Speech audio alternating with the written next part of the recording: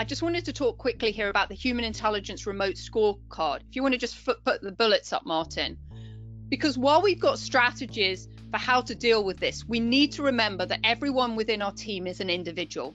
Everyone has different drivers and motivators, and Human Intelligence have an amazing remote scorecard that helps you figure out what the drivers are for people and how that impacts them when they're working remotely. If we just flip onto the next slide.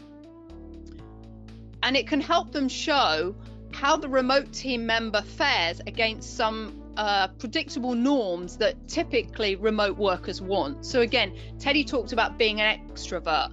Extroverted people often find it more difficult to work remotely because they get energized by being with other people. So they need different strategies in place to help them with that versus somebody who's more introverted on the scale. And if you just flip the next two slides, because these just show you how the human intelligence compares your culture with your team with what the ideal remote team performance is. If you go on to the next slide, Martin, as well.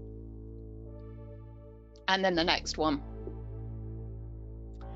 And it also provides this great graphic here where you can see people that are more disposed to work remotely and people that are less. So this poor guy, David G, he's only got a 40% congruence with working remotely. If you're a leader, that's really great to know that, because you know that you're going to need to do some things differently for David versus Katie there, who's got a 73% alignment with working remotely. So just for attending this webinar today, if you go to the next slide, David, sorry, Martin, I'd love to invite you, if you'd like to take and discover your remote working preference using human intelligence. If you just go to my website, impactigniters.com/human intelligence, you'll be able there to take your remote working preference, discover what it is, and know how to apply it to your business.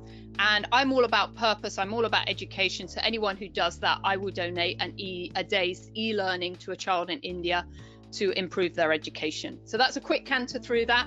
Thank you very much, everybody. And on to the next person.